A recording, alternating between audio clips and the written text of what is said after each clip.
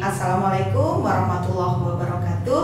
Apa kabar anak-anakku sekalian? Semoga kalian semua dalam keadaan sehat, selalu dalam lindungan Allah Subhanahu wa taala, dan semoga belajar kita diberikan kemudahan oleh Allah dan ilmu yang kita dapatkan bermanfaat untuk kehidupan dunia dan akhirat kita.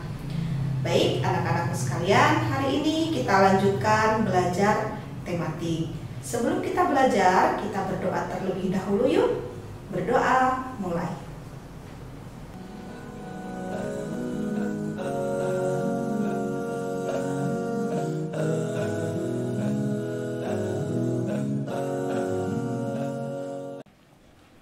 Baik, soleh-solehah, kita mulai ya pembelajaran kita hari ini. Tema 5, ekosistem, subtema 2 dan 3, muatan PPKN.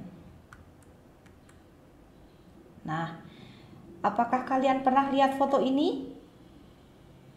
Ya, siapa yang pernah melihat? Nah, ini adalah peristiwa proklamasi kemerdekaan Indonesia. Siapa yang membacakan?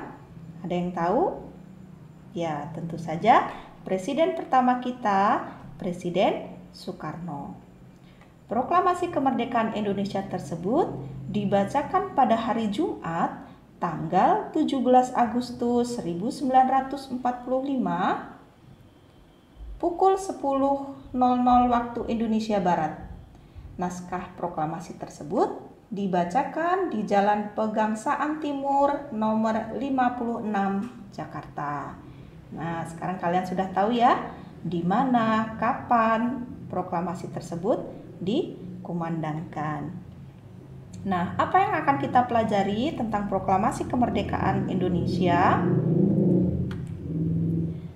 Nah, sebelumnya kalian tahu ini apa, nak? Ya, teks proklamasi kemerdekaan Indonesia yang dibacakan oleh Insinyur Soekarno dan Muhammad Hatta. Nah, sebelum proklamasi ini dibacakan, yang dilakukan oleh masyarakat Indonesia yaitu para pemuda dan seluruh masyarakat Indonesia bekerja sama untuk mempersiapkan proklamasi kemerdekaan tersebut dengan semangat persatuan dan kesatuan. Apabila tidak ada kerjasama, maka belum tentu proklamasi bisa dikumandangkan. Ya, kalian tahu pada saat proklamasi kemerdekaan itu ada beberapa hal yang dilakukan, misalnya pengibaran bendera merah putih, kemudian mempersiapkan tempat. Nah, itu mereka saling bekerja sama untuk mempersiapkan kegiatan tersebut, tentunya dengan semangat persatuan dan kesatuan. Nah, sekarang apa yang kita lakukan setelah proklamasi kemerdekaan? Ya, sekarang kita sudah merdeka, berarti tugas kita adalah membangun negara kesatuan Republik Indonesia. Salah satunya adalah dalam mengelola sumber daya alam. Semangat persatuan dan kesatuan yang dilakukan baik sebelum masa kemerdekaan, pada saat proklamasi kemerdekaan itu harus dibawa sampai ke masa setelah kemerdekaan, termasuk juga pada masa sekarang ini.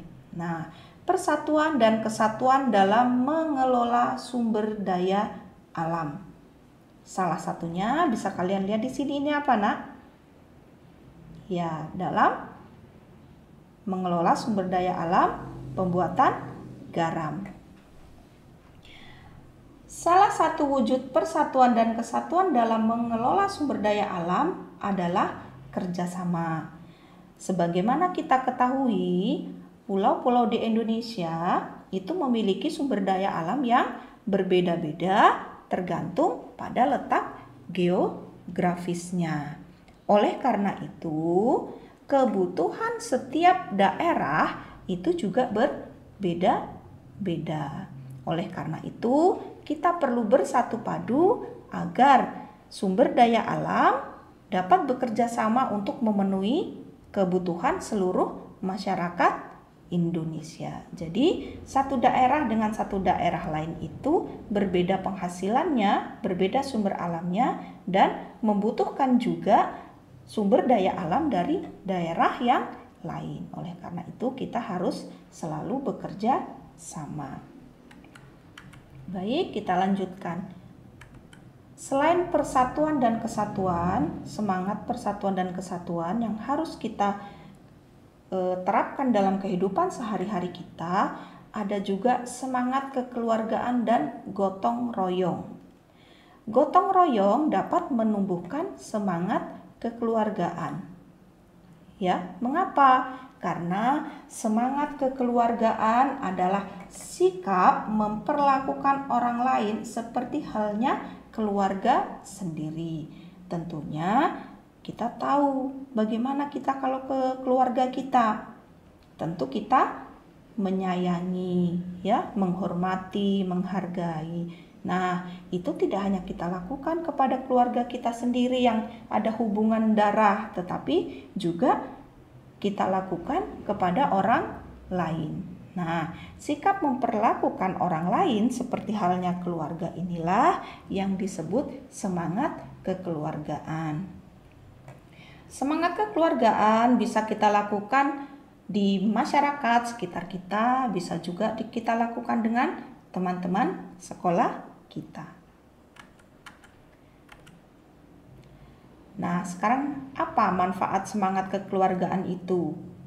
Tentunya semangat kekeluargaan membawa manfaat yang positif, yang baik untuk kehidupan kita. Yang pertama adalah meningkatkan persatuan dan kesatuan. Ya. Yang kedua, mencegah perpecahan. Jadi, kalau kita semangat, kita bersatu, tidak ada perpecahan, otomatis suasananya akan nyaman, akan tenang, sehingga menciptakan hubungan yang harmonis antara sesama. Jadi, ketika sudah tercipta hubungan yang harmonis, maka kehidupan kita akan nyaman, akan tentram. Kita melakukan apapun tidak ada perasaan takut, tidak ada perasaan was-was, ya, sehingga kita bisa mengembangkan diri kita dengan baik. Nah, sekarang persatuan dan kesatuan dalam kehidupan sosial budaya. Kita tahu letak geografis Indonesia ini sangat beragam, sangat berbeda-beda. Oleh karena itu, letak geografis tersebut juga memengaruhi kehidupan sosial dan budaya masyarakatnya. Nah, apa itu? Salah satunya yang kita bisa lihat terdiri dari banyak suku bangsa yang ada di Indonesia. Kemudian sudah pasti budayanya beraneka ragam, bermacam-macam budaya yang ada di Indonesia. Kemudian agama juga ada berapa, Nak? Ya, ada 6 di Indonesia dan latar belakang yang berbeda-beda. Akan tetapi keanekaragaman ini tidak menjadikan diri kita terpecah-pecah. Justru sebaliknya harus lebih menguatkan persatuan dan kesatuan kita sebagai bangsa. Ya, perbedaan itu kalau kita sikapi dengan baik maka akan memperkuat bangsa Indonesia. Ya.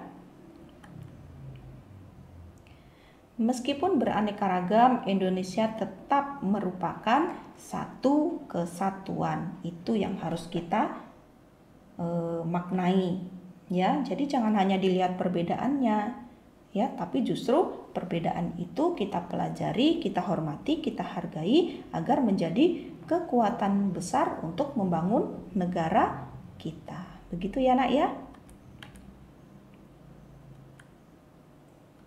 Nah, bagaimana persatuan dan kesatuan dalam kehidupan sosial budaya di sekitar kita? Ya, tentu berpengaruh, dan kehidupan sosial budaya daerah yang satu dengan daerah yang lain tentu berbeda.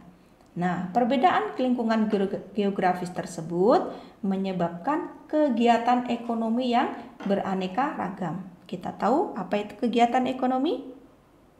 Ya, kegiatan atau usaha untuk memenuhi kebutuhan manusia. Nah, cara memenuhinya karena keadaan geografisnya pun berbeda-beda. Contoh kecil misalnya di daerah pantai itu menghasilkan ikan, ya. Tetapi para nelayan juga membutuhkan sayur mayur, sedangkan sayur mayur dihasilkan oleh penduduk yang tinggal di daerah dataran tinggi. Sebaliknya, penduduk dataran tinggi juga memerlukan ikan untuk memenuhi kebutuhan gizinya. Oleh karena itu, mereka bisa saling bekerja sama untuk memenuhi kebutuhan masing-masing. Seperti itu ya, sehingga terjadilah kegiatan ekonomi yang juga beragam. Keragaman kegiatan ekonomi ini bermanfaat. Mengapa? Karena masyarakat dapat saling bekerja sama untuk memenuhi kebutuhan mereka. Seperti yang tadi Ibu sebutkan, contoh kecilnya para nelayan mencari ikan, kemudian petani di dataran tinggi menanam sayur, sehingga hasilnya mereka jual untuk saling memenuhi kebutuhan mereka. Pemenuhan kebutuhan pangan memerlukan kerjasama pelaku ekonomi. Nah, selain itu kemarin di subtema 1 kalian sudah mempelajari tentang peristiwa Sumpah Pemuda. Di antaranya pada butir ketiga disebutkan menggunakan bahasa persatuan, yaitu bahasa Indonesia. Bahasa Indonesia merupakan alat komunikasi yang mempersatukan seluruh bangsa Indonesia. Betul atau tidak? Benar ya. Kenapa? Karena kalau kita menggunakan bahasa daerah masing-masing, maka komunikasi tidak akan lancar. Oleh karena itu diperlukan bahasa persatuan. Misalnya suku A ngobrol dengan suku B, tapi menggunakan bahasa daerah masing-masing. Paham atau tidak? Ya, tentunya tidak akan saling memahami apa yang dibicarakan.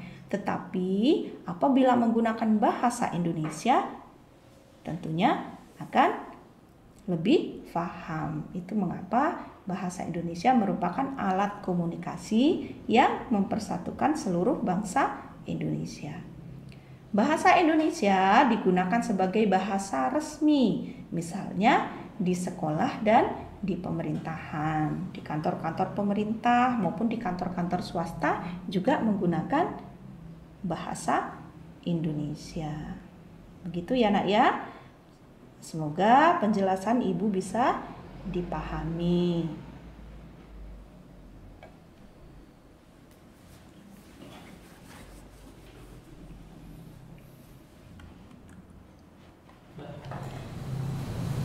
Anak-anakku sekalian, itu tadi pembelajaran kita hari ini. Kita sudah memahami ya apa itu makna persatuan dan kesatuan.